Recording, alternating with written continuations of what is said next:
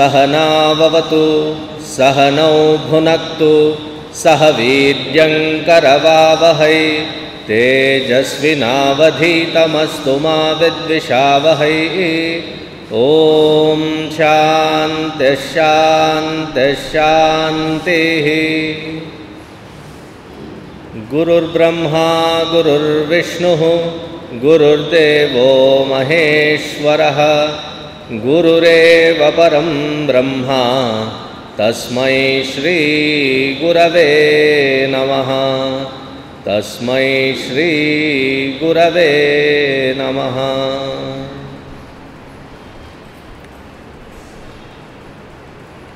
श्री भगवानुवाच ऊर्ध्वमूलमधः शाखम् अश्वत्थं प्राहुरव्ययम् छन्दांसि यस्य पर्णानि यस्तं वेद स वेदवित्।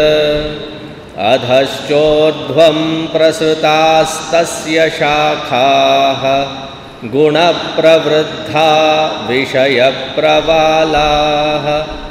अधश्च मूलान्यनुसन्ततानि कर्माणुबन्धीनि मनुष्यलोके। न रूपमस्येह तथोपलभ्यते नान्तो न चादिर्न च सम्प्रतिष्ठा। अश्वत्थमेनं सुविरूढमूलम् असङ्गशस्त्रेण दृढेन छित्त्वा तत्परिमार्गितव्यं यस्मिन् गता न निवर्तन्ति भूयः। तमेव चाद्यं पुरुषं प्रपद्ये यतः प्रवृत्तिः प्रसृता पुराणी।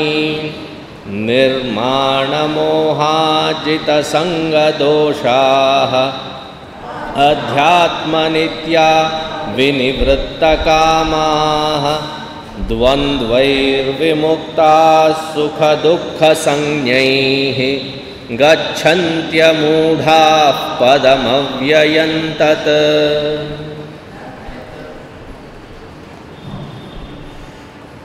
निर्माणमोहाः जितसङ्गदोषाः अध्यात्मनित्याः विनिवृत्तकामाः। द्वन्द्वैः विमुक्ताः सुखदुःखसंज्ञैः गच्छन्ति अमूढाः पदम् अव्ययं तत्।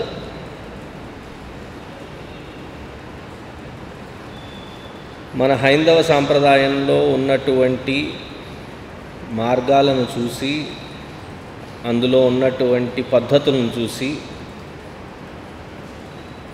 క్రియలు కర్మలను చూసి చాలామంది దిగ్భ్రాంతి చెందుతూ ఉంటారు.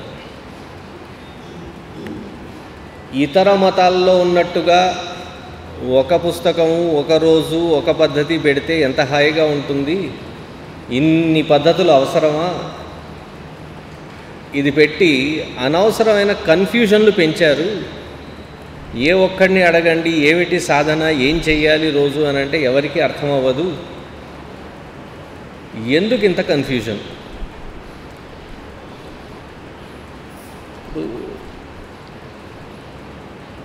ఉదాహరణకి మీరు ఒక మార్కెట్లోకి వెళ్ళారు, ఒక స్టోర్లోకి వెళ్ళారు, కొనుక్కోవలసింది కేవలము ఒక్క టూత్పేస్ట్ మాత్రమే.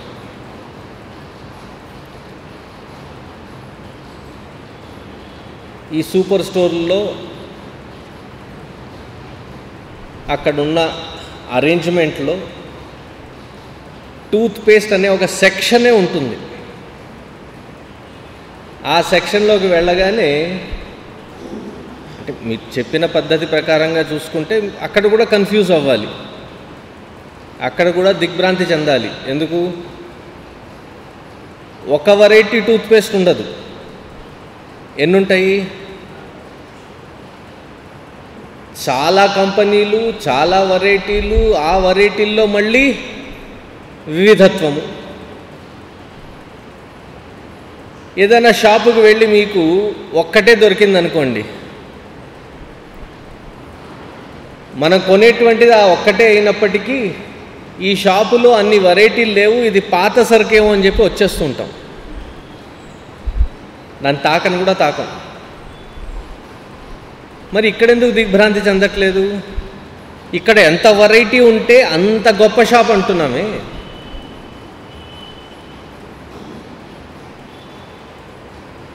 అందులో మళ్ళీ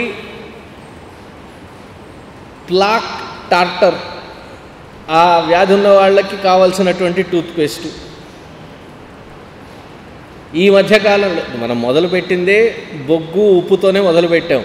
చీచీచి సంస్కారహీనులు, మీకు తెలీదు, మీకు చేత కాదు, పళ్ళు కూడా సరిగ్గా తోముకోలేరు అన్న వాళ్ళు ఇప్పుడు అదే పామోలివ్, అదే కాల్గేట్ కంపెనీలు వచ్చి మనకి టూత్పేస్ట్లో బొగ్గు ఉప్పు కలిపి అమ్ముతున్నారు. మన సాంప్రదాయాలు ఏవైతే ఉన్నాయో ఆ సాంప్రదాయాలని వదిలిపెట్టించి మళ్ళీ మన సాంప్రదాయాలు మనకే అమ్ముతున్నారు. ఇప్పుడు అది అబ్బబ్బా ఎంత వెరైటీలు ఉన్నాయండి అంటాం. కొంతమందికి నీళ్లు తాగినా, చల్లనీళ్ళు తాగినా, వేడి నీళ్లు తాగినా జివ్వుమంటుంటుంది పళ్ళు, సెన్సిటివ్ టీత్, దానికి ఒక వెరైటీ. మళ్ళీ దాంట్లో ఆయుర్వేదిక్ వెరైటీ ఒకటి, నాన్ ఆయుర్వేదిక్ వెరైటీ ఒకటి. ఇన్ని వెరైటీలు ఉంటే దిగ్భ్రాంతి చెందకుండా మనకు నచ్చింది మనం తెచ్చుకుంటున్నాం, దాన్ని సొఫిస్టికేషన్ అంటున్నాం. అటువంటిది మన ధర్మంలో ఇన్ని రకాలైనటువంటి మార్గాలు ఎందుకున్నాయి?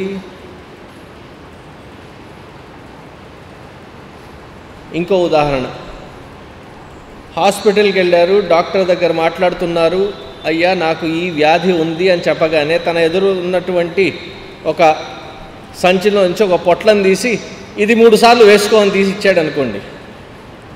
ఎవరు వెళ్ళినా అదే సంచిలో నుంచి ఒక పొట్లను తీసి ఇచ్చాడు అనుకోండి, ఏ వ్యాధి వచ్చినా అదే పొట్లను తీసి ఇచ్చాడు అనుకోండి,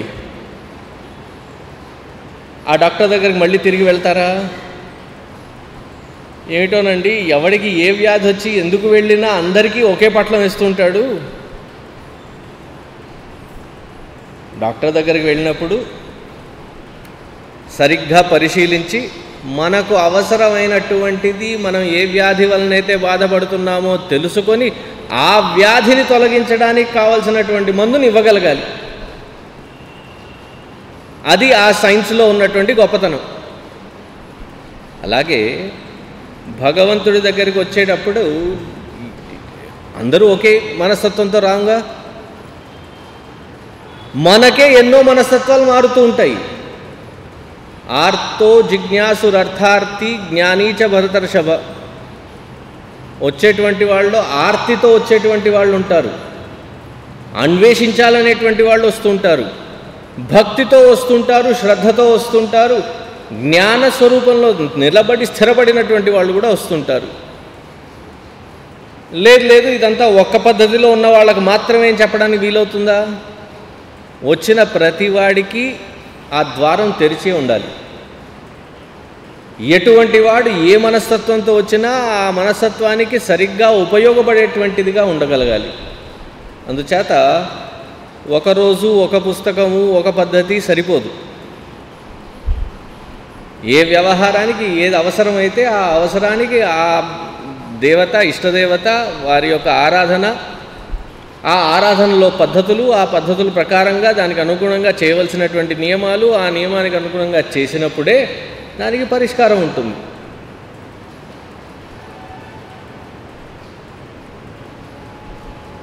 సరే, చాలా కన్ఫ్యూజింగ్గా ఉంది అంటున్నారు కాబట్టి దాన్ని సింప్లిఫై చేసామనుకోండి, అతి సులువుగా జీవితంలో దాన్ని ప్రాక్టీస్ చేయడానికి, దాన్ని అవలంబించడానికి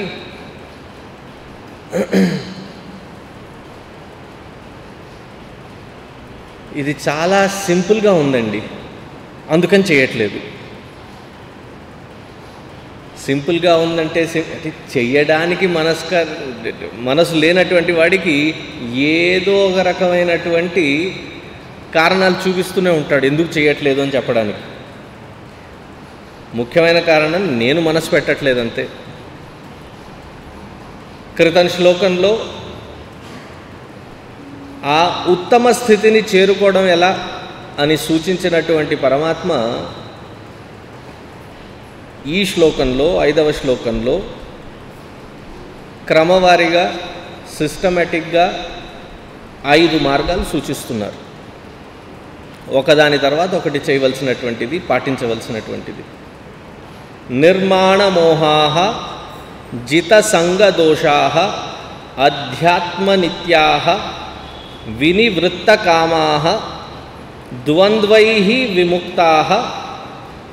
ఈ 5 గనక పాటించినటువంటి వాడైతే విమూఢాః భవంతి.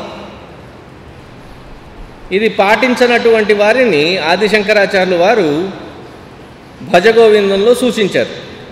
ఏమని సూచించారు? గోవిందం భజ మూఢమతే. పొరపాటున ఒకసారి తప్పు చేసిన వాడిని మూర్ఖుడు అనటం లేదు. తెలిసి తెలిసి అదే తప్పును మళ్ళీ మళ్ళీ కొత్త ప్రయోగాల్లో అదే తప్పు చేసేటువంటి వాడిని మూఢాహ. మూఢాహ అంటే ఎందుకు మూర్ఖులు అంటున్నారు?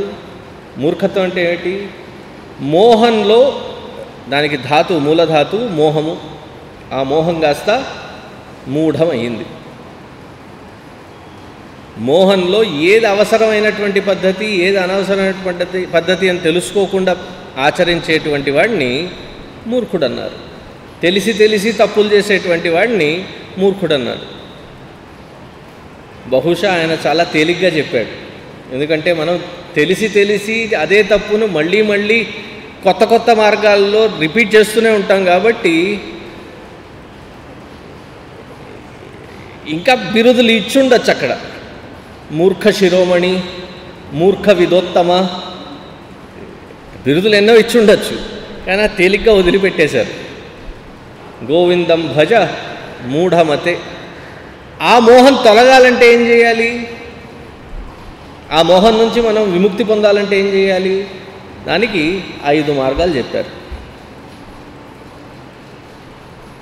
నిర్మాణ మోహాః.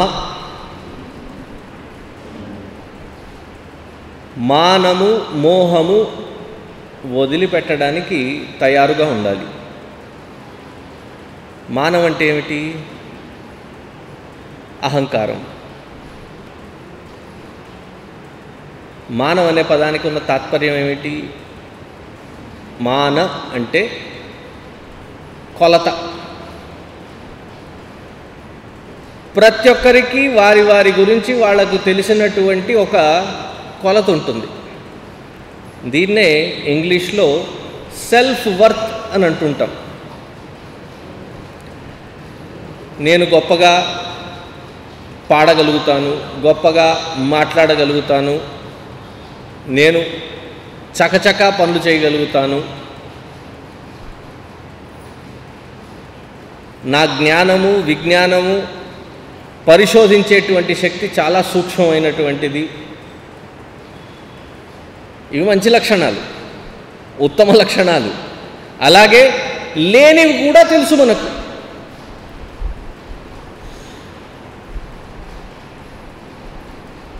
ఒకసారి మా గురూజీ పూజ్య స్వామి తేజోమానంద గారిని డల్లాస్లో ఉన్నప్పుడు నా కారులో నేను తీసుకువెళ్ళాలి.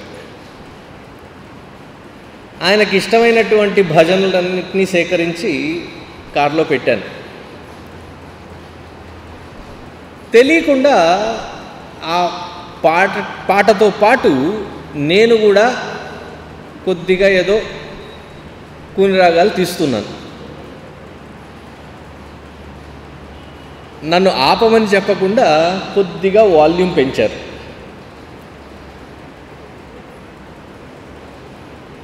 అంటే పెంచినట్టు గమనించాను కానీ దాన్ని నేను గ్రహించలేదు పూర్తిగా. సరే వాల్యూమ్ పెంచారు కదా, అనుకోకుండా అన్కాన్షియస్గా నేను కూడా కొంచెం గట్టిగా పాడడం మొదలెట్టాను. ఇంకోసారి మళ్ళీ వాల్యూమ్ పెంచారు. నా వాల్యూమ్ కూడా పెరిగేటప్పటికి దాన్ని కట్టేసి, నీకు వచ్చి రాని రాగంలో పాడరా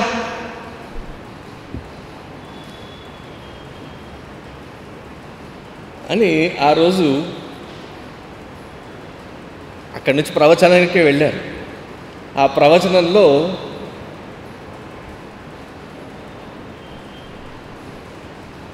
your swami he sings and it can be given on the radio. నేను ఆశ్చర్యపోయాను. నాకు అంత గొప్పగా పాట పాడడం రాదే, ఎందుకు ఇలా అంటున్నారు, ఎక్కడో ఏదో ఇంక లాగబోతారని తెలుసు, ఏ రకంగా తెలియదు. అప్పుడు ఆయన ఒక అర నిమిషం ఆగి నన్ను చూస్తూ, at least on the radio you can turn it of.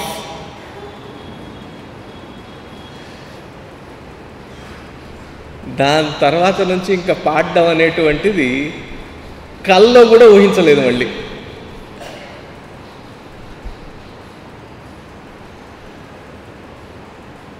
ఎప్పుడైనా గదిలో ఇంకెవ్వరు లేరు అని తెలిసినప్పుడు ఏదైనా గుణరాగాలు తీస్తానేమో, కానీ పబ్లిక్గా పాడాలంటే అంత మాట అన్న తర్వాత ఇంకెవరైనా పాడలేనటువంటి వాళ్ళు ఉంటారు, వంట చేయలేనటువంటి వాళ్ళు ఉంటారు. ఎవరికి వారికి సమర్థత ఉందా లేదా అనేటువంటి విషయం అందరికీ బాగా తెలుసు. దాని యొక్క విలువ, దాని యొక్క కొలత అందరికీ అది సమగ్రంగా శారీరకంగా కానీ, మానసికంగా కానీ, బౌద్ధికంగా కానీ నా కెపాసిటీ ఏంటి అని నాకు తెలుసు.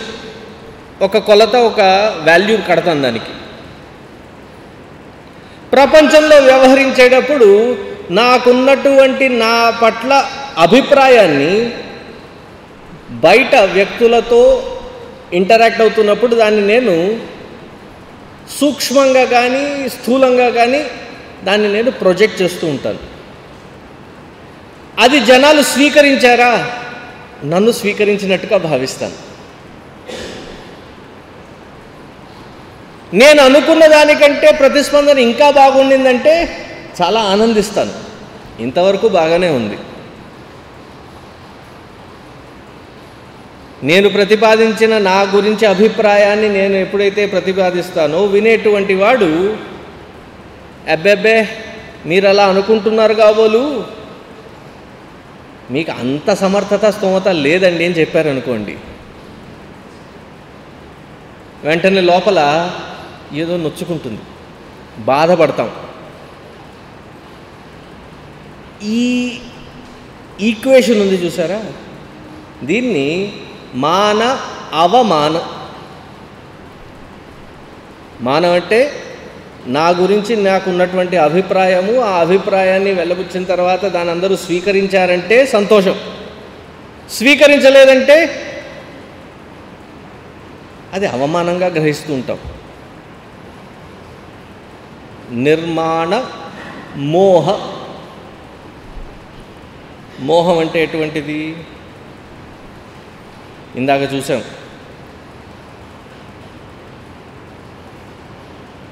ఈ హాల్లో నుంచి బయటికి వెళ్ళాలంటే ఎన్ని మార్గాలు ఉన్నాయి?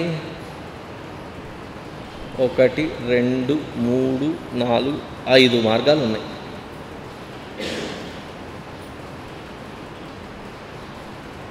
సడన్గా కరెంటు పోయింది, అక్కడి నుంచి సరాసరి ఈ మార్గంలో బయటికి వెళ్ళాలని వచ్చారు.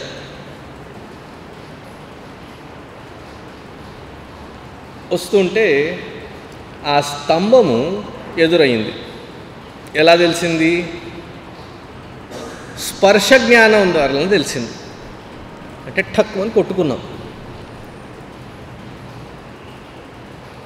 దెబ్బ తిన్నటువంటి మనము వెంటనే ఏం చేస్తాము? ప్రయత్నమైనా మానేయాలి, లేకపోతే ప్రత్యామ్నాయాలు ఎక్కడున్నాయి అని వెతకాలి. ఓ 2 స్టెప్పులు వెనక్కి వెళ్ళి మళ్ళీ అదే స్తంభాన్ని గుద్దుకుంటామా? ఎన్నిసార్లు గుద్దుకోవచ్చు అలాగా? ఒక్కసారి పొరపాటు అయ్యింది, దెబ్బ తగిలింది. దెబ్బ తగిలిన తర్వాత కూడా అదే మార్గాన్ని మళ్ళీ మళ్ళీ అవలంబించి సడన్గా అక్కడి నుంచి ద్వారం మనకి ప్రత్యక్షం అవ్వాలంటే అలా కోరేటువంటి వాడు, అలా ఊహించేటువంటి వాడిని ఏమనాలి? మోహితుడైనటువంటి వాడు. ప్రపంచంలో వ్యవహరిస్తున్నప్పుడు మన చుట్టుపక్కల ఉన్నటువంటి ప్రపంచాన్ని కనుక చూసినట్లయితే ఉన్న విశేషాలన్నిటితో మనము ఇంటరాక్ట్ అవ్వము. ప్రతిరోజు మన ఇంటరాక్షన్లో వచ్చేటువంటి వాళ్ళు మహా అయితే 10 మంది. ఎన్ని వాతావరణాలు, ఎన్ని ఎన్వైర్మెంట్స్లో ఉంటుంది అది? మహా అయితే 2, 3. ఇల్లు, ఆఫీసు, ఫ్రెండ్స్, 3 రకాలైనటువంటి వాతావరణం. 15 మంది, 3 రకాలైనటువంటి వాతావరణాలు. ప్రతిరోజు అనునిత్యము అదే వాతావరణంలో తిరుగుతూ ఉంటాం. ఎప్పుడో నెలకు ఒకసారో 2 సార్లు అది కాకుండా ఇంకా వేరే వాతావరణానికి వెళ్ళి వ్యవహరించడం జరుగుతూ ఉంటుంది. అదే వ్యక్తులతో ఇంటరాక్ట్ అవుతూ, అదే వ్యక్తులతో సంప్రదిస్తూ అదే తప్పులు చేస్తుంటాం. చూశారు? తెలిసి నేను ఇలా చేస్తే అక్కడి నుంచి ఈ రియాక్షన్ వస్తుంది. ఎన్ని సంవత్సరాలుగా తెలుసు? చాలా సంవత్సరాలుగా అదే వాతావరణంలో తిరుగుతున్నాం. సైకాలజీలో ఏమంటారంటే, ఏదైనా ఒక పద్ధతిని మనము 21 రోజులు పాటించామంటే అదొక హ్యాబిట్గా మారుతుంది. ఇన్ని సంవత్సరాలుగా అదే పిల్లలు, అదే భర్త, అదే భార్య, అదే ఇల్లు, అదే బాసు, అదే సబార్డినేట్లు, వాళ్ళతోనే మనం తిరుగుతున్నాం. మనం ఏం చేస్తే రియాక్షన్ ఎలా ఉంటుంది అని మనం గ్రహిస్తున్నాం. కానీ పంథం ఏమిటి? నేను ఇలా చేస్తే వాళ్ళు ఇలా మారి ఉండాలి.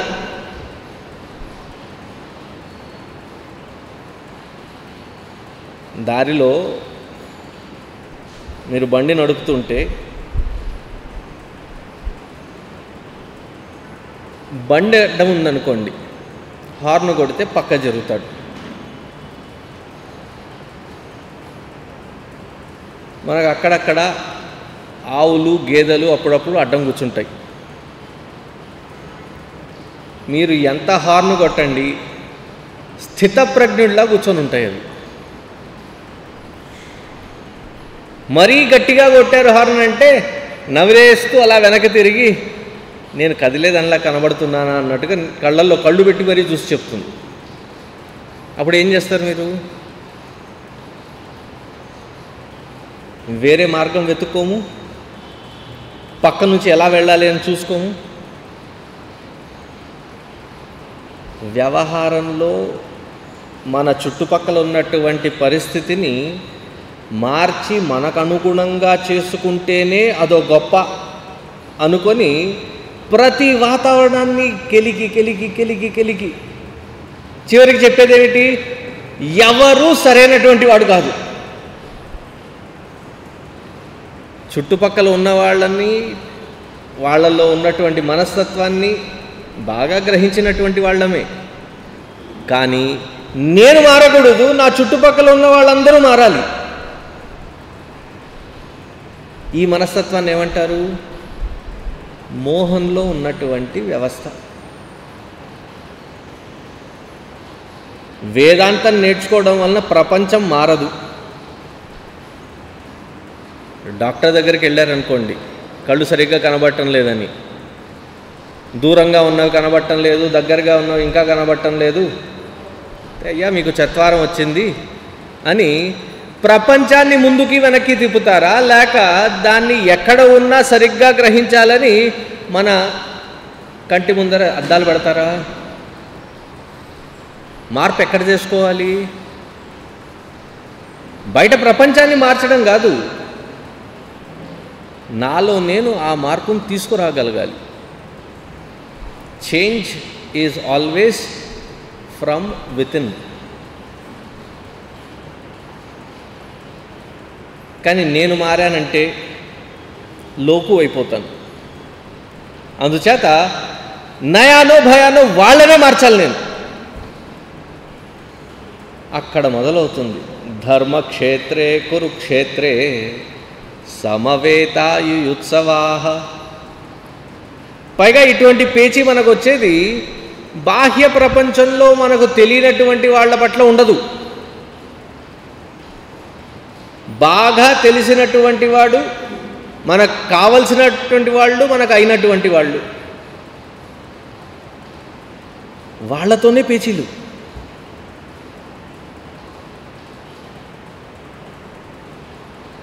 అది మార్చలేము. చుట్టుపక్కల ఉన్నటువంటిది ఏం మార్చుకోవచ్చు? మన దగ్గర ఉన్నటువంటిది ట్రాఫిక్ను మార్చలేము.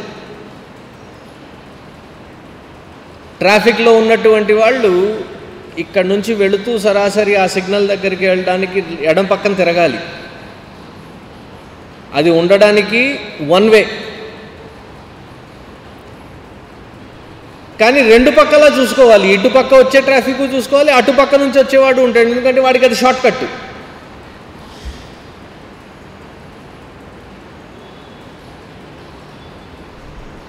కొత్తగా డ్రైవ్ చేసేటువంటి వాడు బండి ఆపి, వాడి బండిని కూడా ఆపి తిట్టి, బుద్ధుందా? బాగా అలవాటైనటువంటి వాడు ఏం చేస్తాడు? వాళ్ళని మార్చడం మన తరం కాదు, మనం జాగ్రత్తగా ఉండాలని చెప్పి జాగ్రత్తగా నడుపుకుంటామా? మన చేతిలో ఉన్నది మన స్టీరింగే, పక్కవాడి స్టీరింగ్ కాదు. కానీ వ్యవహారంలో వ్యవహరించేటప్పుడు మాత్రం పక్కవాడి స్టీరింగ్ మార్చాలని చూసుకుంటున్నాం, మన స్టీరింగ్ అలాగే ఉండాలి. దాన్ని వ్యామోహం అంటారు.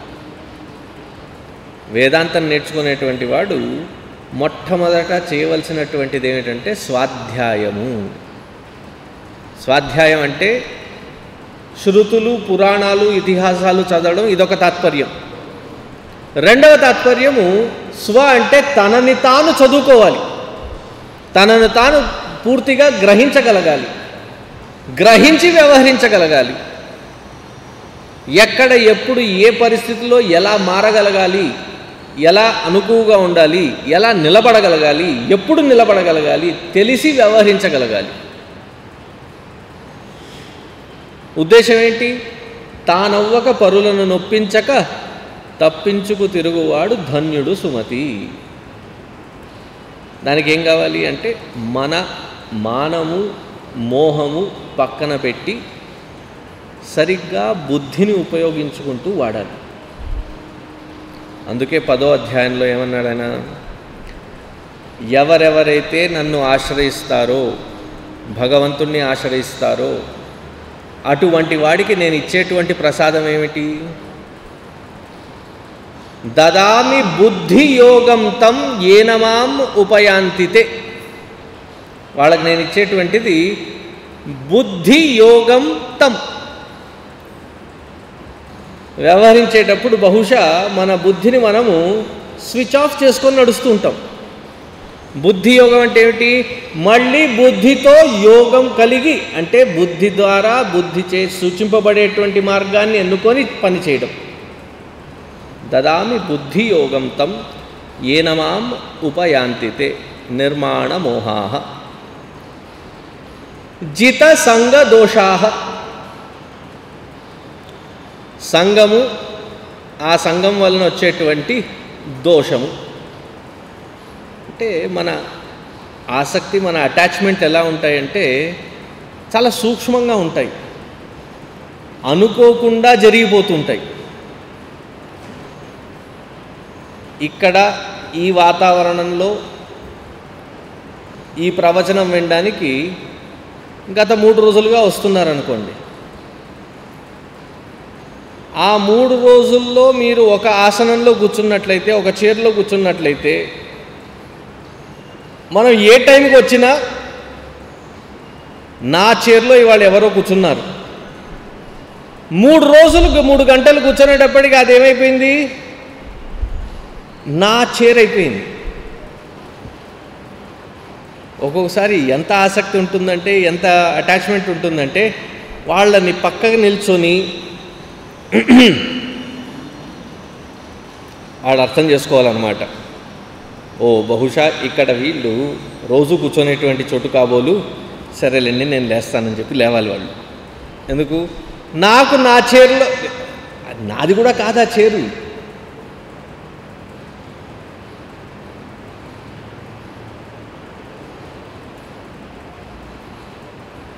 సంఘదోషం అనేటువంటిది అంత సూక్ష్మంగా మన లోపల నుంచి పట్టివేస్తుంటుంది.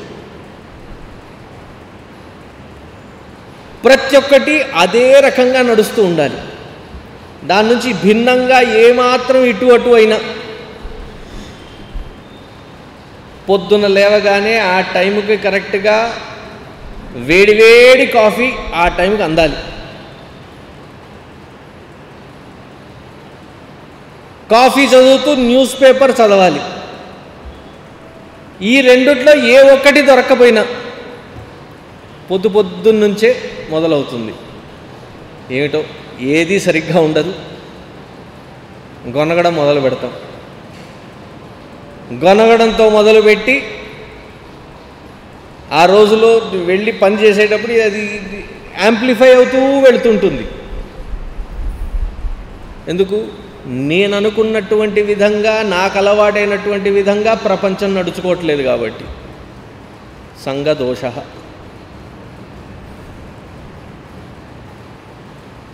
దాన్ని జయించాలంటే ఏం చేయాలి? పూర్తిగా మనస్ఫూర్తిగా స్వీకరించేటువంటి స్వభావం రాగలగాలి. యాక్సెప్టెన్స్ అనేది రాగలగాలి. జరిగేటువంటి అనుభవం ఏ రకంగా వచ్చినా దాన్ని నేను ఏ రకంగా స్వీకరించాలి అనేటువంటిది ఫస్ట్ నేర్చుకోవాలి. అతి జాగ్రత్తగా మనం ఎదుగుతున్న కొద్దీ, మన వయసు ఎక్కువ అవుతున్న కొద్దీ ఈ అలవాట్లకు బానిసైపోయి ఉంటాం. దాన్నే తెలుగులో చాదస్తం అని అంటుంటారు. నేను నాకు అలవాటైనటువంటి పద్ధతి ప్రకారంగానే నాకు భోజనం ఉండాలి, నేను అనుకున్నటువంటి ప్రకారంగానే నాకు కాఫీ టిఫిన్లు ఉండాలి, నేను అనుకున్నప్పుడు నాకు ఆ టీవీ కావాలి, ఆ టీవీలో ఆ ఛానల్ కావాలి, నడవడానికి కావలసినటువంటిది, కూర్చోడానికి కావాల్సిన ప్రతి ఒక్కటి. దీన్ని ఇంగ్లీష్లో ఏమంటారంటే కంఫర్ట్ జోన్. మనకి ఏవేవైతే కంఫర్టబుల్గా ఉంటాయో అవన్నీ సమకూర్చుకుంటాం. ఏది మారకూడదు. ఏమాత్రం ఇటు అటు మారినా లోపల నుంచి అలజడి మొదలవుతుంది. సాధన అంటే ఏమిటి? కూర్చొని మన ఇష్టదేవత ముందర ఇష్టదేవతకి ధూపదీప నైవేద్యాలు పెట్టడం వరకేనా? కాదు. స్వాధ్యాయం ముఖ్యం. తన్ని తను సరిగ్గా చదవడం అవసరం. ఏ ఏ కంఫర్ట్ జోన్లో నేను కూరుకుపోయి ఉన్నాను. ఎందుకంటే నాకు వచ్చేటువంటి ఇబ్బందులు బయట ప్రపంచం నుంచి వచ్చేటువంటిది కాదు. నాకు అలవాటైనటువంటి వాటిల్లో ఏమాత్రం మార్పు వచ్చినా అక్కడి నుంచి వస్తుంటుంది. వచ్చేత జిత సంగ దోషాః అధ్యాత్మ నిత్యాః. ప్రతిరోజు ఆధ్యాత్మికంగా జీవించడం నేర్చుకోవాలి. ఆధ్యాత్మికంగా జీవించడం అంటే చాలా చోట్ల భగవద్గీతలో 6వ అధ్యాయంలో, 12వ అధ్యాయంలో, కైవల్యోపనిషత్తులో క్రమంగా ఏం చేయాలో చెప్పారు. కన్ఫ్యూజన్ లేకుండా సింపుల్గా చెప్పారు.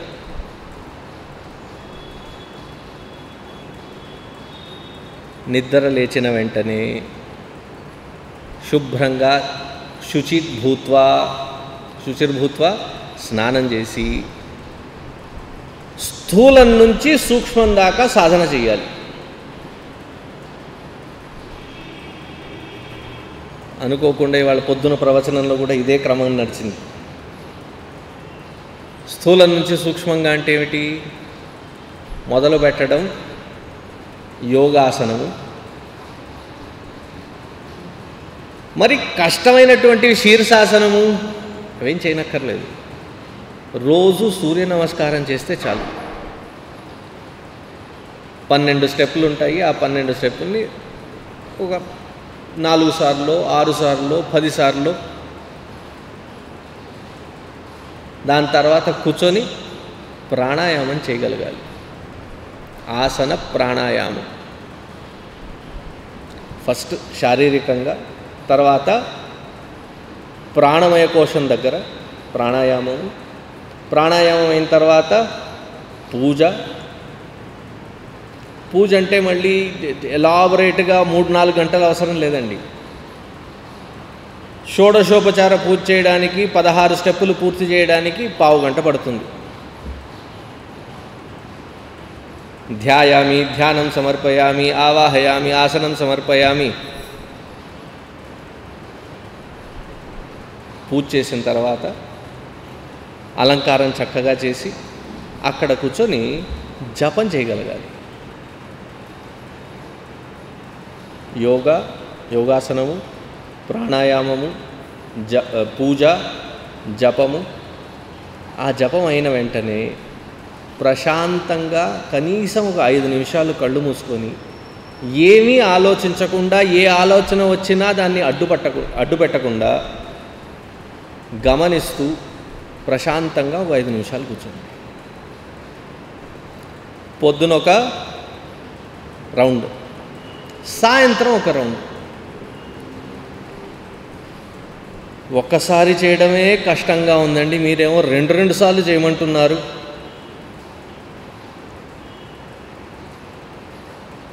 అంటే శరీరానికి కావాల్సినటువంటిది ఒక్కొక్కసారి 3 సార్లు, ఒక్కొక్కసారి 4 సార్లు, ఒక్కొక్కసారి 5 సార్లు చేస్తూనే ఉన్నామా? పొద్దున్నే బ్రేక్ఫాస్ట్ సమర్పయామి, దానికంటే ముందు కాఫీ సమర్పయామి, కాఫీ అయిన తర్వాత బ్రేక్ఫాస్ట్ సమర్పయామి, బ్రేక్ఫాస్ట్ అయిపోయిన తర్వాత మళ్ళీ ఇంకో గంటకే చాయం సమర్పయామి. అది అయ్యిందనుకున్నామా లేదా? దాని తర్వాత వెంటనే లంచ్ సమర్పయామి. లంచ్ అయిన తర్వాత చిన్నగా ఒక అంత పకోడీలు, ఒక చాయ్. ఈ మధ్యలో ఇంకెవరన్నా వచ్చారంటే వాళ్ళతో పాటు ఒక బత్తాయి రసమో, కూల్ డ్రింకో ఏదో అది సమర్పయామి. ఇవన్నీ అయ్యేటప్పటికి రాత్రి అయ్యేటప్పటికి మళ్ళీ భోజనం సమర్పయామి. చాలామందికి అలవాటు ఉంటుంది, భోజనం అయిన తర్వాత ఏదన్నా తీయగా తినాలని ఉంటుంది, అది సమర్పయామి. శరీరానికి కావలసినది ఎలాగైతే అందజేస్తున్నామో అలాగే మనసుని కూడా దాన్ని శుభ్రపరచడానికి కనీసం 2 సార్లు 2 అరగంటలు కూర్చొని చేయలేమా? అధ్యాత్మ నిత్యాహ. సండే కాదు, మండే కాదు. ఎందుకంటే చాలామందికి సండే వచ్చిందంటే అన్ని నియమాలను పక్కన పెట్టేసి, ఏమండి బ్రేక్ఫాస్ట్ చేశారంటే లేదండి వాళ్ళ సండే, బ్రేక్ఫాస్ట్ కాదు, లంచ్ కాదు, బ్రంచ్, పెద్ద ఎత్తున ఒక బ్రంచ్ చేశామండి. ఎందుకండి ఆలస్యమైంది? ఇవాళ సండే కదండి, ఆలస్యంగా లేచాం. సండే కాదు, మండే కాదు, ఏ రోజైనా ప్రతినిత్యము ఉదయాన్నే లేచి శుచిర్భూత్వ స్నానం ఆచరించి ఈ 5 స్టెప్పులు చేయగలగాలి. ఏమేమిటది? యోగాసనము, ప్రాణాయామము, పూజ, జపము, ధ్యానము. ఎన్నిసార్లు చేయాలి రోజుకి? 2 సార్లు, 2 అరగంటలు. దీనివల్ల ఉపయోగం ఎవరికి? వయసు ఎక్కువైన తర్వాత డాక్టర్ దగ్గరికి వెళితే, ఏమండి ఇది మందుల ద్వారా కంటే మీకు వచ్చేటువంటి ఈ టెన్షన్లు, ఈ ప్రెషర్లు, ఈ బీపీలు వీటన్నిటిని తగ్గించాలంటే ఈ మధ్య వాళ్ళు చెప్పడం మొదలుపెట్టారు డాక్టర్లు, కాస్త ప్రాణాయామం ధ్యానము చేయడం నేర్చుకోండి అని చెప్తుంటారు. ఆ సమయాన్ని మనం కేటాయించగలగాలి. మిగతావి జరిగినా జరగకపోయినా ఈ 2 మాత్రం తప్పకుండా చేయగలిగేటట్టు ఉండాలి. అధ్యాత్మ నిత్యాహ వినివృత్త కామాహ. కోరిక వచ్చిందల్లా దాన్ని పూర్తి చేయవలసిన అవసరం లేదు. అవసరమా లేదా ఒకసారి పాస్ చేసి చూడొచ్చు. ఇది కొనాలి, ఇది అనుభవించాలి, దీన్ని నేను తినాలి, దీన్ని నేను భోగించాలి అనే ఆలోచన వచ్చిన వెంటనే దాని గురించి పరిగెత్తవలసిన అవసరం లేదు. ఒక్క 10 నిమిషాలు పోస్ట్పోన్ చేసి చూడండి. మనసులో ఉన్నటువంటి ఆ తాపం కరిగిన వెంటనే ఆలోచించడానికి వీలుగా ఉంటుంది. ఇది ఇప్పుడు ఈ సమయంలో ఈ సందర్భంలో నాకు అవసరమా? There is enough for everybody's needs, not enough for one man's greed. ఉండడానికి మనం సమక్షంగా పూర్తిగా హాయిగా జీవితాన్ని జీవించడానికి అనుకున్న దానికంటే ఎక్కువే ప్రసాదించాడు భగవంతుడు. కానీ మనసు ఊరుకోదే. ఇదైన తర్వాత అది, అదైన తర్వాత ఇది. అందుకే దాన్ని కామ అన్నారు. కామ అంటే ఏమిటి? ఫుల్ స్టాప్ కాదు. కామ ఇది అయ్యిందా లేదా ఇంకోటి, ఇది అయిందా లేదు దాని తర్వాత ఇంకోటి. వినివృత్త కామాహ. అత్యంత అవసరమైనటువంటి దాన్ని సంకల్పించి చేయడం తప్పులేదు. అవసరం ఉన్నా లేకపోయినా నా మనసులో ఆలోచన వచ్చింది కాబట్టి దాని గురించి పరిగెత్తుకుంటూ దాన్ని పూర్తి చేయవలసిన అవసరం ఉందా లేదా పరిశీలించవలసిన అవసరం ఉంది. అలా పరిశీలించినటువంటి వాడు వినివృత్త కామాహ. 5వది, మనసుకి ఒక అలవాటు ఉంటుంది. ప్రతి కనబడేటువంటి వ్యక్తిని, కనబడేటువంటి వ్యవస్థని, కనబడేటువంటి వాతావరణాన్ని, వస్తువుని చూసిన వెంటనే దాని గురించి మనం ఏదో కమెంట్ చేస్తూనే ఉండాలి.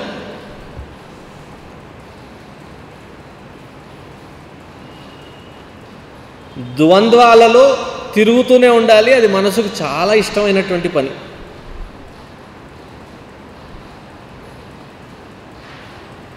అది చెట్టే కావచ్చు, పుట్టే కావచ్చు, మనిషే కావచ్చు, మన పక్కింటి వాళ్ళు కావచ్చు, మన ఇంటి వాళ్ళు కావచ్చు, తెలిసిన వాళ్ళు కావచ్చు, తెలియని వాళ్ళు కావచ్చు. చూసామా వెంటనే లోపల కమెంటరీ జరుగుతుంటుంది. ఏమిటో ఈ మధ్యకాలంలో వాళ్ళు ఎలా ఉన్నారో వాళ్ళకు కూడా తెలీదా? లోపల నుంచి కమెంటరీలు జరుగుతూనే ఉంటుంది. దేవుడి సృష్టి చూస్తే ఓసారి చాలా ఆశ్చర్యంగాను,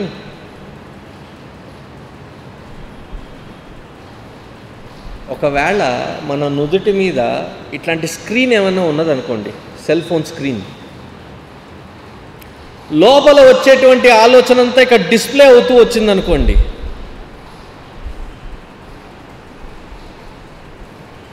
అప్పుడు ఆ స్క్రీన్కి ఒక ఫ్లాప్ కూడా కొనుక్కుంటాం. కనబడవలసినటువంటివి, కనబడకూడనటువంటివి. ఎన్ని ఆలోచనలు, పనికిరాని ఆలోచనలు, అనవసరమైనటువంటి ఆలోచనలు. ప్రత్యేకంగా ఈ ఆలోచనలన్నీ 2 కేటగిరీల్లో ఉంటాయి. నాకు నచ్చింది, నాకు నచ్చలేదు. నచ్చింది కాబట్టి బాగుంది, నచ్చలేదు కాబట్టి బాగలేదు.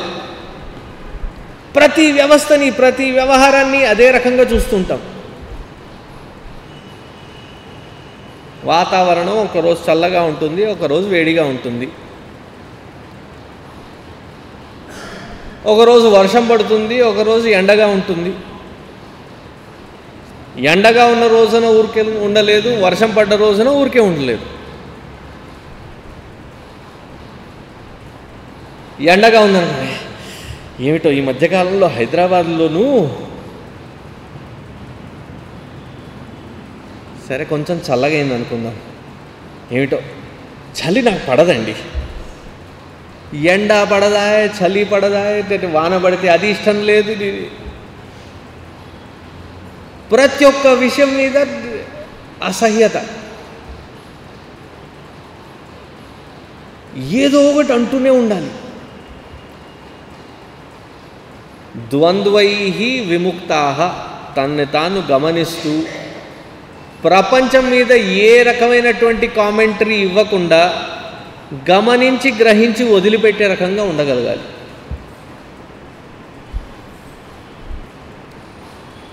బాగుంది బాగలేదు అని కాదు, ఉంది, చూశాను, గమనించాను, ముందర నడిచి వెళ్ళిపోవాలి. ప్రతిదాని మీద మన ముద్ర ఒకటి వేయాలి. ఇది నాకు నచ్చింది, ఇది నాకు నచ్చలేదు, ఇది నచ్చింది కాబట్టి ఈ కేటగిరీలో వేద్దాము. కాన్స్టెంట్గా ప్రతి క్షణము లోపల నుంచి జరుగుతూనే ఉంటుంది. వినేటప్పుడు ఫ్యాన్ల కింద కూర్చొని ఉంటాం. అవి కొన్ని శబ్దం చేస్తూ ఉంటాయి.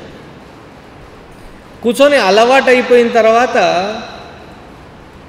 ఆ శబ్దం ఉన్నట్టు కూడా గ్రహించం. సడన్గా ఎవరైనా వచ్చి ఆఫ్ చేశారనుకోండి, ఆ శబ్దం ఆగిపోయినప్పుడు అర్థమవుతుంది, బా ఎంత హాయిగా ఉంది అని. లోపల ఉన్నటువంటి ఆ అలజడి కూడా అట్లాంటిదే. ఎంత అలవాటు అయిపోయిందంటే అది లేకుండా ఉండడం చాలా కష్టంగా ఉంటుంది. సడన్గా ఆగిందనుకోండి, ఇవాళ ఎందుకో చాలా హాయిగా ఉంది, చాలా ప్రశాంతంగా ఉంది. అది బాహ్యంగా వచ్చినటువంటిది కాదు, మనసులో ఉన్నటువంటి అలజడి తగ్గింది కాబట్టి. ఈ రకంగా ఈ 5 మార్గాల ద్వారా ఎవరైతే వాళ్ళని నియంత్రించుకోవడం నేర్చుకుంటారో అటువంటి వాడు సాధకుడు అయినట్టు, అటువంటి వాడికి సాధన జీవితము అలవాటైనట్టు. ఒక్కొక్క మెట్టే దాటుకుంటూ ఏ స్థాయికి చేరాలి? మనసు ప్రతినిత్యము ప్రశాంతతలో నిలబడి ఉండగలగాలి.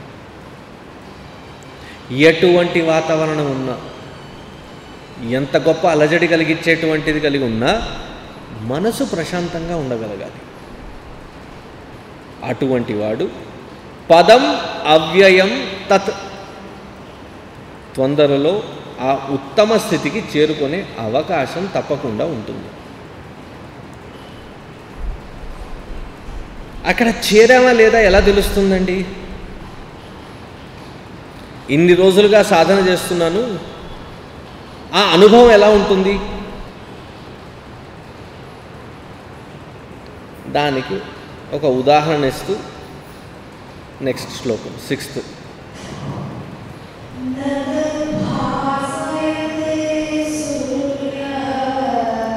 న తద్భాసయతే సూర్యః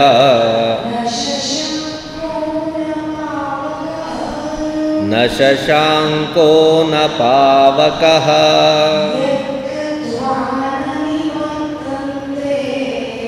యద్గత్వా న నివర్తంతే తద్ధామ పరమం మమ. న తద్భాసయతే సూర్యః న శశాంకో న పావకః యద్గత్వా న నివర్తంతే తద్ధామ పరమం మమ. ఇటువంటిదే ఇంకో శ్లోకము మనం ఆరతిస్తున్నప్పుడు పాడతాం. న తత్ర సూర్యో భాతి న చంద్రతారకం నేమా విద్యుతో భాంతి కుతోయమగ్నిః తమేవ భాంతమనుభాతి సర్వం తస్య భాసా సర్వమిదం విభాతి. ఓ పిల్లవాడిని అడిగి, ఎరా సూర్యుడు ఉన్నాడా చూసిరా అంటే, సూర్యుడిని చూడడం ఎలాగండి, సూర్యుడిని చూడడానికి ఏదైనా టార్చ్ లైట్ ఇస్తారా అని అడిగితే, అక్కర్లేదురా నాన్న, బయటికి వెళితే వెలిగిస్తున్నటువంటిదే ఆయన. సూర్యుడిని చూడడానికి ఇంకొక వెలిగించవలసినటువంటి పదార్థం అక్కర్లేదు. అటువంటి తేజోరూపుడైనటువంటి ఆ పరమాత్మను చూడ్డానికి నత్ర సూర్యోభాతి న చంద్ర తారకం, ఇంకా వేరే వెలుగు ఏది అక్కర్లేదు. సూర్యుడు అక్కర్లేదు, చంద్రుడు అక్కర్లేదు. నేమా విద్యుతో భాంతి, మెరుపు, ఆ మెరుపు కూడా అక్కర్లేదు. అవే అక్కర్లేనప్పుడు ఈ నేను చేతిలో పట్టుకున్నటువంటి ఆరతిస్తున్నటువంటి వెలుగు ఉందే, ఆ వెలుగు నిన్ను వెలిగించడానికి కాదయ్యా, మాకు కనబడదు కాబట్టి మేము వెలిగిస్తున్నటువంటిది నిన్ను సరిగ్గా చూడడానికి అవకాశం ఉంటుందని. అంతేగాని నీవు ఎల్లప్పుడూ స్వయం ప్రకాశుడివే. కుతోయం అగ్ని. అలాగే ఇక్కడేమంటున్నారు, నతద్ భాసయతే సూర్య న శశాంక న పావక. అక్కడికి నేను చేరానా లేదా, నా ఆత్మతత్వాన్ని నేను తెలుసుకున్నానా లేదా అనడానికి వేరే ఏ వెలుగు అవసరం లేదు. ఎందుకు? ఆ ఆత్మ చైతన్యం అన్నటువంటిది తన యొక్క స్వరూపము, నిజస్వరూపము ఆత్మకాంతి కలిగి ఉండడం. తాను వెలిగిస్తేనే నాకు వినడం కానీ చూడడం కానీ ఈ ప్రక్రియలన్నీ జరగడం. మనసులో అర్థమైందా లేదా అని తెలియడం కూడా ఆ ప్రకాశంలోనే తెలుస్తూ ఉంటుంది. అటువంటి దానికి ఇంకా వేరే ప్రకాశం అవసరం లేదు. అక్కడికి చేరాను అన్నటువంటి దానికి నిదర్శనం ఏమిటి? అది స్వయప్రకాశ రూపం కాబట్టి అదంతగదే వెలుగుతున్నదే మనమే గ్రహించగలుగుతాం. ఒక దీపం వెలిగించాం, ఆ దీపం వెలిగించగానే ఆ గదిలో ఉన్నటువంటి చీకటంతా తొలగిపోయింది. వెలిగించిన వెంటనే మొట్టమొదట చేసేటువంటి పని ఏమిటి?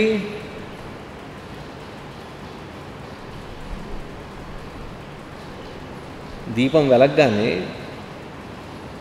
చీకటిని తొలగించే ముందు తానున్నానని చెప్పుకుంటుంది. తన్ని తాను వెలిగిస్తుంది ఫస్ట్, తర్వాత మిగతా వాటినన్నింటినీ ప్రకాశవంతం చేస్తూ ఉంటుంది. అలాగే ఈ ఆత్మ చైతన్యం అన్నటువంటి పదార్థము స్వయం ప్రకాశ రూపమైనటువంటిది. ఇది తెలిసినటువంటి వాడు, ఇక్కడ స్థిరపడినటువంటి వాడు యత్ గత్వా న నివర్తంతే, ఇంకా తిరిగి రావడం అంటూ ఉండదు. మిగతా ఎక్కడికి వెళ్ళినా, ఏ క్షేత్రానికి వెళ్ళినా, ఏ లోకానికి వెళ్ళినా తిరిగి రావడం తప్పదు. స్వర్గానికి వెళ్ళినా తిరిగి రావడం తప్పదా? వైకుంఠానికి వెళితే అది కూడా అంతే. భాగవతంలో మొట్టమొదటి కథ ఏమని చెప్తారు? ఎక్కడి నుంచి మొదలవుతుంది భాగవతము? వైకుంఠానికి ఆకస్మికంగా మానసపుత్రులు 4 ప్రవేశిస్తున్నారట. ప్రవేశిస్తున్నటువంటి ఆ సనక సనందనాది 4 2 అడ్డుకున్నారు. అడ్డుకున్న వాళ్ళ పేర్లు ఏమిటి? జయుడు, విజయుడు. ఆ క్షేత్రంలో, అంత పుణ్యమైనటువంటి వైకుంఠంలో వీళ్ళెవరో అనేటువంటిది విస్మరించి వీళ్ళని ఆపడం అనేటువంటిది చాలా గొప్ప తప్పు. వెంటనే వాళ్ళు శాపగ్రస్తులు అయ్యారు. ఎక్కడి నుంచి? వైకుంఠం నుంచి సరాసరి భూలోకానికి రావాల్సి వచ్చింది. వైకుంఠం ఎక్కడ? వైకుంఠంలో ఉన్నటువంటి సాయుధ్యము, సాలోక్యము, సారూప్యము, సామీప్యము అన్నటువంటిది ఎక్కడ? అక్కడి నుంచి సరాసరి రావడం దేనిగా వచ్చారు? హిరణ్యకశిపుడు, హిరణ్యాక్షుడు, రావణుడు, కుంభకర్ణుడు, శిశుపాలుడు, దంతవక్రుడు అసుర రూపంలో రాక్షసులుగా రావాల్సి వచ్చింది. అటువంటిది మనం ఏ స్వర్గానికి చేరుకున్నా, ఏ లోకానికి చేరుకున్నా ఎంతకాలం ఉంటాము? క్షీణే పుణ్యే మర్త్యలోకం విశంతి.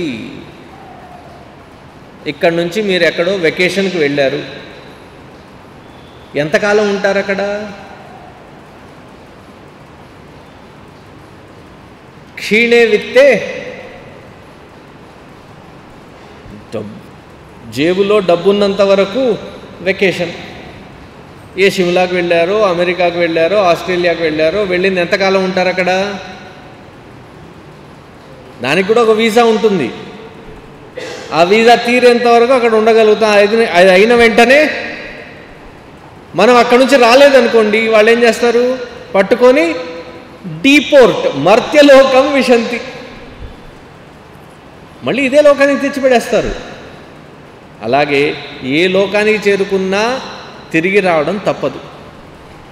ఈ ఒక్క మార్గం వల్లనే, ఈ ఒక్క మార్గంలోనే తిరిగి రావడం అంటూ లేనటువంటిది, వెళితే స్థిరంగా ఉండేటువంటిది. యద్గత్వా ననివర్తంతే తద్ధామ పరమం మమ. ఇది ఎక్కడుంది? ఈ ధామం అనేటువంటిది అంతర్నిహితమైనటువంటిది, హృదయ గుహాయాం విశిష్ట. ఎక్కడికో వెళ్ళనక్కర్లేదు, ఏదో ప్రయత్నం చేయనక్కర్లేదు, కళ్ళు మూసుకొని స్థిరపడాల్సినటువంటిది మన హృదయంలో ఉన్నటువంటి ఆ ఆత్మ చైతన్యాన్ని తెలుసుకోవడం. యద్గత్వా ననివర్తంతే తద్ధామ పరమం మమ. ఇది అర్థం చేసుకోకపోతే ఏమవుతుంది? అది కూడా అర్థం అవ్వాలి కదా మనకు. ఇది అర్థం చేసుకోకుండా ఇక్కడ మనం స్థిరపడకపోతే జరిగేటువంటిది ఏమిటి? పునరపి జననం, పునరపి మరణం, ఇహ సంసారే బహుదుస్తారే. మళ్ళీ మళ్ళీ మళ్ళీ మళ్ళీ తిరిగి రావాల్సి వస్తూ ఉంటుంది. దాన్నే సూచిస్తూ నెక్స్ట్ శ్లోకంలో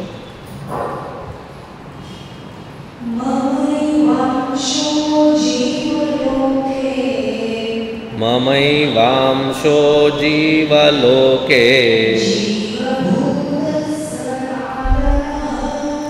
జీవభూతః సనాతనః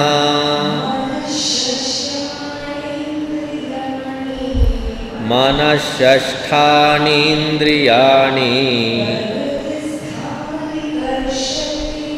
ప్రకృతిస్థాని కర్షతి. మమైవాంశో జీవలోకే జీవభూతః సనాతనః మనః షష్ఠాని ఇంద్రియాణి ప్రకృతిస్థాని కర్షతి ఆకర్షతి.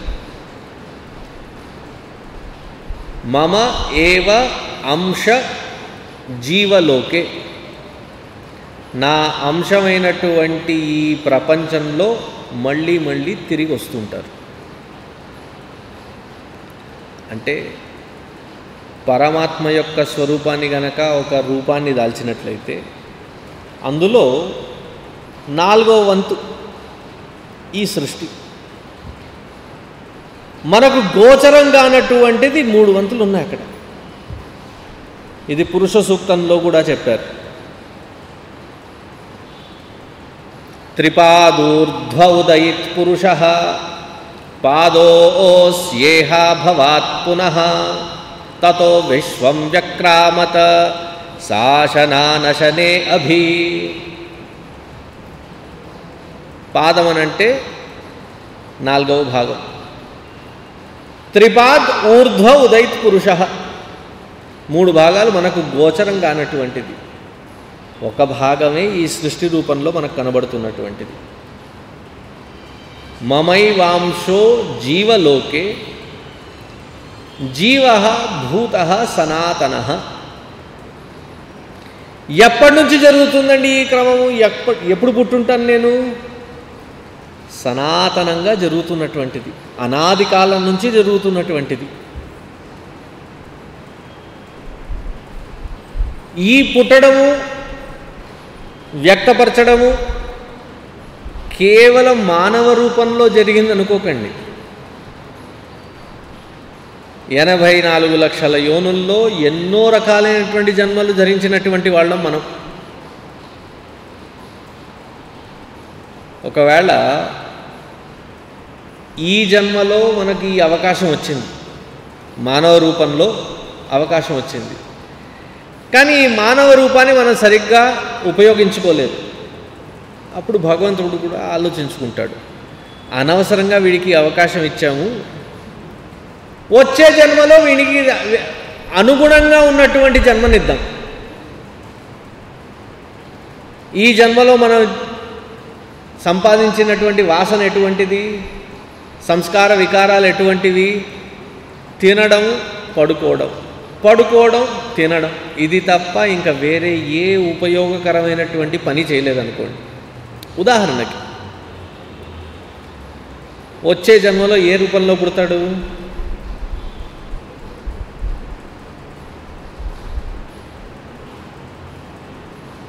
పైథన్, కొండచిలువల. ఎందుకు? అది వెంటాడి వేటాడి తినేటువంటి రకం కాదు, ఎక్కడుంటే అక్కడే కాచుకొని ఉంటుంది. ఎంత ఆకలిగా ఉన్నా ఏ పశువునో పక్షినో పట్టుకుంటుంది, అది అరిగేంత వరకు చుట్టి భద్రంగా ఒక 15 రోజులు, నెల రోజుల పాటు కదలకుండా ఉంటుంది. ఆ తిన్నది జీర్ణం అయిపోయిందా మళ్ళీ కిందికి దిగుతుంది. మిగతా జంతువులు కూడా అలా ఉండవు. ఆకలేసిందంటే వెతుకుతుంది కనీసం, ఇది అది కూడా చేయదు. ఈ జన్మలో ఇంక మానవ జన్మ ఇచ్చినప్పటికీ దానికంటే గొప్పగా ఇంకా వేరే ఏ పని చేయలేదు, ఇదే సంస్కారం సంపాదించాడంటే వచ్చే జన్మలో ఏమవుతుంది? ఈ రకంగా పుడతాడు. లేక ఈ జన్మలో చాలా హుషారుగా ఇవి అవి అన్నీ సంపాదించి పేర్చుకొని ఎప్పుడు అనుభవించడానికి కూడా అవకాశం లేదు, అంత పేర్చుకుంటున్నాడు. ఎక్కడ ఏం పెట్టాడో కూడా గుర్తులేదు, అంత సంపాదించి అన్నీ సమకూర్చుకుంటున్నాడు. అటువంటి వాడి పరిస్థితి ఏమవుతుంది? వచ్చే జన్మలో తప్పకుండా, అంటే ఇది ఏ శాస్త్రంలో రాసిందని లేదండి, నేను ఊహించి చెప్తున్నటువంటిది, ఉదాహరణకు మాత్రమే. వచ్చే జన్మలో తప్పకుండా స్క్విరిల్ అయి పుడతాడు, ఉడత. అంటే నేను గమనించిన విషయం, ఉడత ఏం చేస్తుంది? ఆహార పదార్థం ఎక్కడ దొరికినా వెంటనే ఆ పదార్థాలన్నింటినీ తీసుకెళ్ళి ఎక్కడో దాచుకుంటుంది. దాచుకొని దాన్ని నీట్గా కప్పుతుంది, కాపాడుకుంటుంది. కాపాడిన తర్వాత అక్కడ దాచిపెట్టాను అనేటువంటిది మర్చిపోతుంది. ఒక్కొక్కసారి గమ్మత్తుగా ఏదైతే తాను దాచిపెట్టుకుందో ఆ దాచిపెట్టినటువంటి ప్రాంతం వెతుక్కొని అక్కడేదో దొరికిందని సంబరపడుతూ దాన్ని తీసుకొని మళ్ళీ ఇంకో చోట దాచిపెడుతుంది, మళ్ళీ దాన్ని నీట్గా కప్పేస్తుంది. ఈ జన్మలో ఈ సంస్కారంతో ఉన్నటువంటి వాడికి వచ్చే జన్మలో ఏమవుతుంది?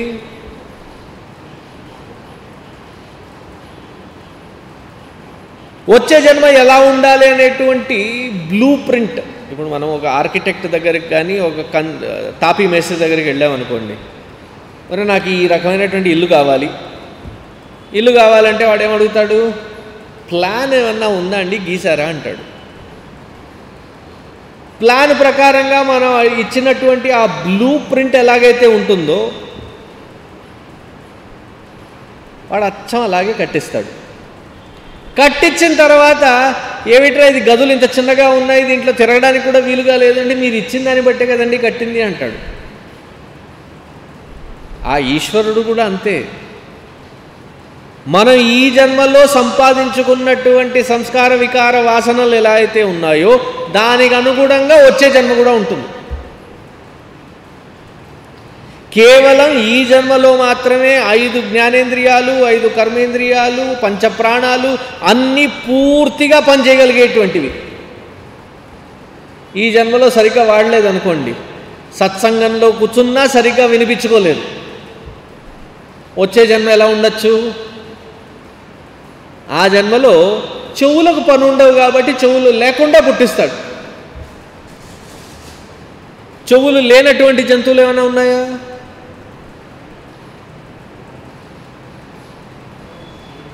ఉన్నాయిగా. పాముకు చెవులు ఉండవు.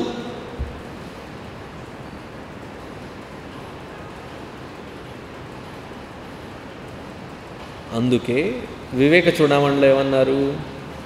జంతువునాం నరజన్మ దుర్లభం, అన్నిటికంటే దుర్లభమైనటువంటిది ఈ మానవ జన్మ. దీన్ని గనక మనం సరిగ్గా వాడుకోలేదా ప్రకృతి తన పని తాను చేసుకుంటూ వెళ్తుంది. ప్రకృతి స్థాని కర్షతి. అప్పుడు మళ్ళీ మనం దేవుడి మీద అభండాలు వేయడానికి వీల్లేదు. అయ్యా ఎందుకు ఇలా సృష్టించావు? నువ్వు ఇచ్చినటువంటి బ్లూ ప్రింట్ అది. పూర్వజన్మలో నువ్వు సంపాదించుకున్నటువంటి సంస్కారానికి అనుగుణంగా ఈ జన్మలో జరిగేటువంటి అనుభవాలు.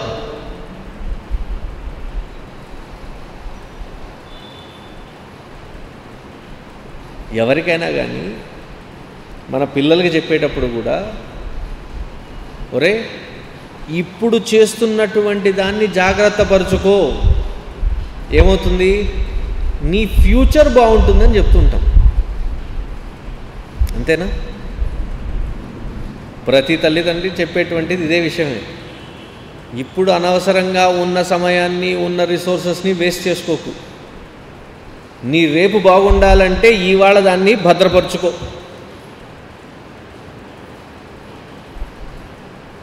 అదే ఉద్దేశంతో భగవంతుడు కూడా చెప్తున్నటువంటి విషయం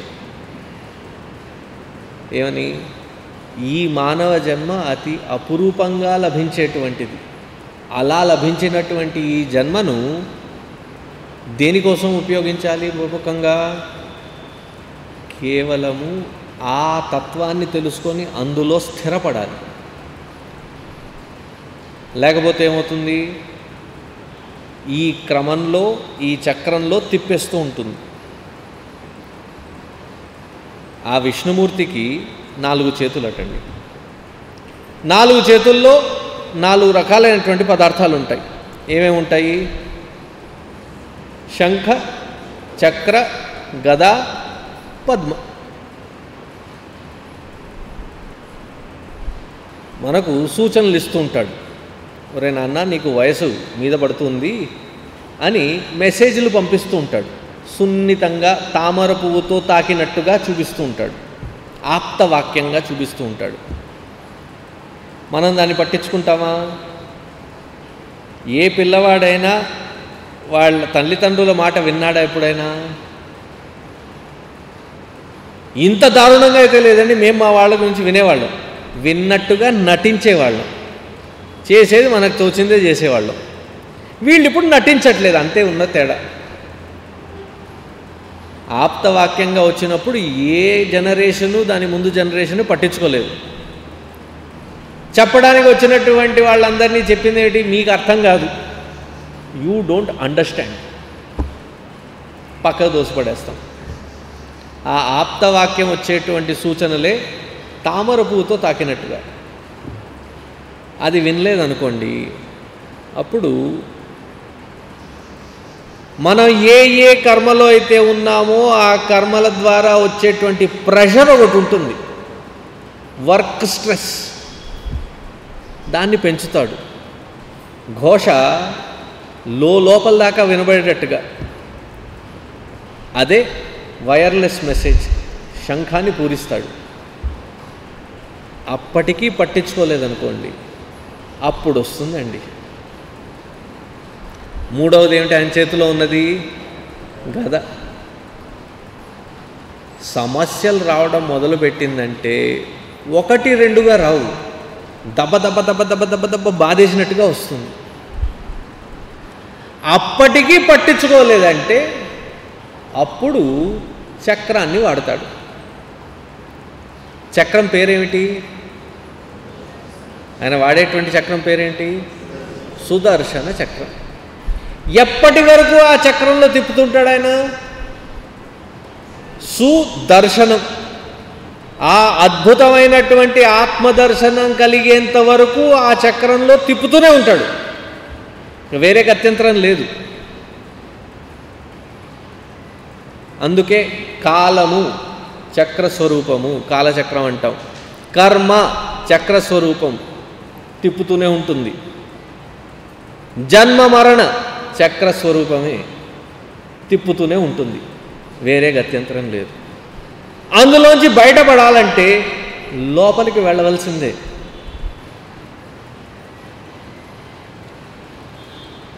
అందుకు గురుదేవులు అనేవారు, the only way out is in. దీని నుంచి బయటపడాలంటే అంతర్ముఖుడు అవ్వాలి.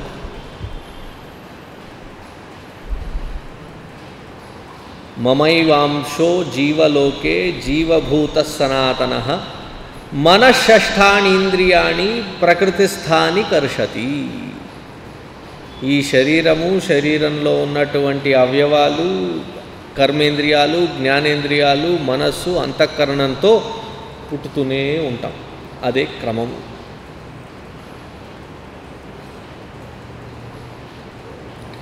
శరీరం పొందిన తర్వాత ఏం చేస్తాం మనము? ఇది గర్భోపనిషత్ అనేటువంటి ఉపనిషత్తులో అక్కడ జరిగేటువంటి సంవాదం జీవుడికి ఆ పరమాత్మకి.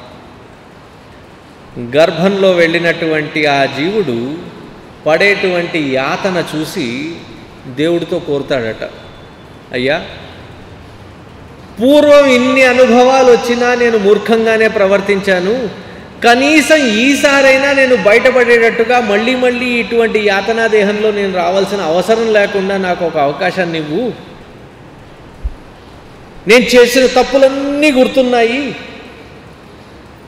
అని ప్రార్థించినటువంటి వాడికి ఆ పరమేశ్వరుడు పరమ కరుణామయుడు సరే పోతే పోని ఈసారి అవకాశం ఇద్దామని అవకాశం ఇస్తాడు. కానీ పుట్టిన వెంటనే మనకున్న అలవాటు ఏమిటి? మనం చేసేదేమిటి? అది తప్ప మిగతావన్నిట్లో సంపూర్ణంగా నిమగ్నమయ్యి మొట్టమొదట మర్చిపోయేదే ఆ భగవంతుణ్ణి, ఆ పరమాత్మని. అది తప్ప మిగతావన్నీ ముఖ్యంగా మనమే కాదు, మన తర్వాత వచ్చేటువంటి తరాలకు కూడా నేర్పించేది అదే. ఒరే దేవుడు, పూజ ఇటువంటివన్నీ తర్వాత రా, దానికి ఒక వయసు ఉంటుంది, రిటైర్ అయిపోయిన తర్వాత చేద్దు, కానీ ఇప్పుడేం తొందర లేదు. మా బామ్మగారు ఉండేవారు, ఇక్కడే యువ కేంద్రకు వచ్చేవాడిని, స్కూల్లో జరిగేది. ప్రతి ఆదివారము my prayer book, self unfoldment book సంకలో పెట్టుకొని వచ్చేవాళ్ళం. అది చూసిందా ఆవిడ కనబడుతూ బయటికి వచ్చామా, తిట్టకుండా తిట్టేది ఆవిడ. మా అమ్మ నాన్నకు కూడా తిట్లు పడేవారు రోజు. మీరైనా చెప్పండి, ఇదే వయసు దీనికి? అన్నిటికీ ఒక వయసు అంటూ ఉంటుంది. ఒకరోజు ఇది తారాస్థాయికి వెళ్ళింది. మా బామ్మగారిని కూర్చోబెట్టా. సరే అమ్మ, నేను వెళ్ళను ఇవాళ, నీకు అంతగా ఇది నచ్చట్లేదు కాబట్టి నేను వెళ్ళను. ఏ వయసులో వెళితే నీకు ఇది సమ్మతమో చెప్పు అంటే, బాధ్యతలన్నీ తీరిపోయిన తర్వాత, రిటైర్మెంట్ అయిన తర్వాత అప్పుడు చేయవలసిన పనులు ఇవన్నీ.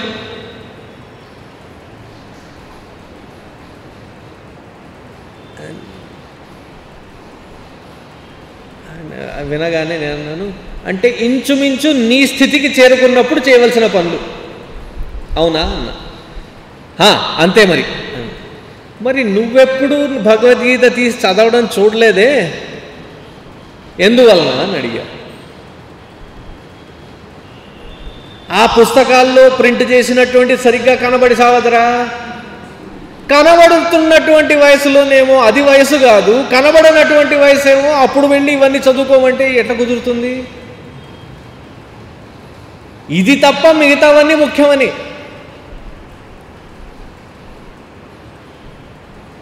పైగా ఈ మార్గంలో ఎవరైనా నడిచి వెళ్తున్నాడు అని అంటే పాపం ఏమైందో ఏమో, జీవితంలో సత్సంగాలు పడి తిరుగుతున్నాడు. నేనేం కల్పించి చెప్పట్లేదమ్మా. ఒకసారి ఇక్కడ నుంచి ట్రైన్లో ఎక్కడికో వెళుతుంటే ఒక వ్యక్తి తన్ని తాను పరిచయం చేసుకొని, మీరెవరండి అన్నాడు. సరే నేను ఇట్లా పలానా బ్రహ్మచారి, అప్పుడు ఇంకా బ్రహ్మచారిని, పలానా బ్రహ్మచారినండి, చిన్మయ మిషన్లో ఆధ్యాత్మిక సంస్థ, ఇలా మా ఆధ్యాత్మిక కార్యకలాపాలు ఉంటాయి అని చెప్తే,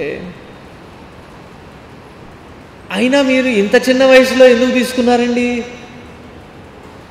అడిగిన వ్యక్తి కనీసం నాకు చెప్పే అవకాశం ఇవ్వాలా? నేను చెప్పే లోపలే ఒక 4-5 సమాధానాలు ఆయనే చెప్పేసుకున్నాడు. మొట్టమొదటి అడిగినటువంటి ప్రశ్న, లవ్లో ఏమన్నా ఫెయిల్ అయ్యారా? అప్పులు ఏమైనా చేసి పారిపోతున్నారా? మీ తల్లిదండ్రులతో మీకు పడక మీరేమన్నా ఇట్లా పారిపోయారా? చివరిది, చదువు అబ్బకి ఇట్లా ఏమన్నా తయారయ్యారా?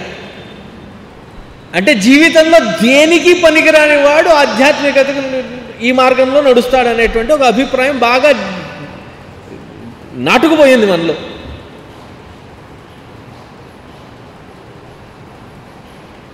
అందుచేత మనం చేసేటువంటిది కూడా ఎలా ఉంటుంది? ఇది తప్ప మిగతావన్నిట్లో అన్నిటికీ ఎంకరేజ్మెంట్ ఉంటుంది. ఎంకరేజ్మెంట్ లేనిది దేనికి? తన స్వరూపాన్ని తాను తెలుసుకోవాలనేటువంటి ప్రయత్నానికి మాత్రం సరైనటువంటి వాతావరణాన్ని మనం కలగజేయం. వింత ఏమిటంటే, పక్క వాళ్ళు ఎప్పుడైనా వాడు ఏమైనా ఈ మార్గంలో నడుస్తుంటే, మీరు చాలా పుణ్యవంతులండి, మీ వాడు ఈ వయసులోనే అంత మార్గాన్ని నడుస్తున్నాడు, వాళ్ళు ఎవరైనా చేయడం మొదలెడితే అది సహించలేదు. ఒకవేళ ఈ జన్మను అందినటువంటి వాడు దీన్ని సరిగ్గా వాడకపోతే ఏం జరుగుతుంది? అది నెక్స్ట్ శ్లోకంలో చెప్తున్నారు.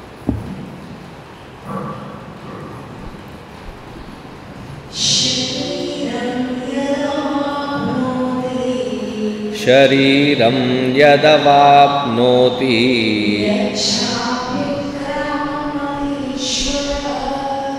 యత్ప్యుత్క్రామతీశ్వరః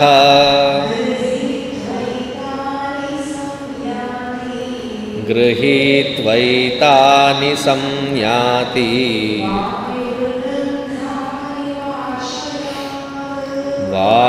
వాయుర్గంధాని వాశయాత్. ప్రతి జీవుడు పడుతున్నటువంటి క్రమం ఏదైతే ఉందో దాన్ని స్పష్టంగా 2 వాక్యాల్లో చెప్పేశారు.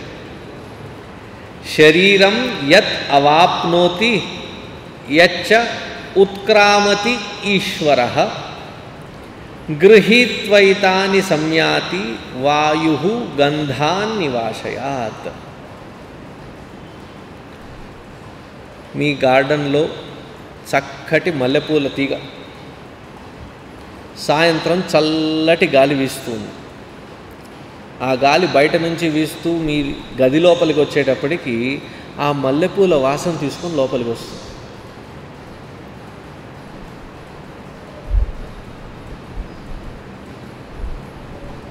అదే గది బయట, అదే బాల్కనీ బయట ఒక డ్రైనేజ్ కెనాల్ ఉంది. అదే గాలి అక్కడి నుంచి వీస్తూ ఏం గాలిని తీసుకొస్తుంది, ఏ వాసన తీసుకొస్తుంది? ఎప్పుడైనా మీరు మూసీ నది వైపున తిరిగి వెళ్ళడం మొదలెట్టారనుకోండి, మూసీ అని ఎందుకు పేరు పెట్టారు? అన్నీ మూసుకొని నడపాలి. అక్కడ తెరుచుకొని నడిపితే గంభీరంగా ఉంటుంది పరిస్థితి, వాసన భరించలేము. గాలి వీచేటువంటిది ఏ పదార్థం మీద నుంచి అయితే వీస్తుందో ఆ పదార్థం యొక్క గుణగణాలను తీసుకొని వీస్తుంది. అలాగే ఈ జీవుడు పుట్టిన తర్వాత చనిపోయే ముందు వరకు చేసేటువంటి వ్యవహారం ఎలా అయితే ఉంటుందో ఆ వ్యవహారాలన్నిటి వెనకాల ఉద్దేశాలతో సహా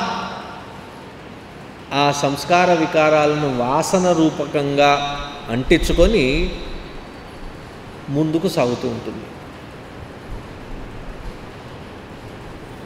పుట్టడానికి కారణం అదే, ఈ క్రమంలో తిరుగుతూ ఉండడానికి కారణం కూడా అదే.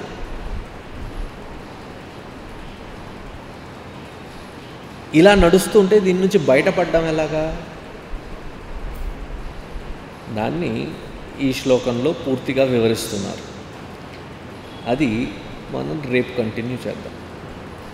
శరీరం యదవాప్నోతి యచ్చాప్యుత్క్రామతీశ్వరః గృహీత్వైతాని సంయాతి వాయుర్గంధాని వాషయాత్.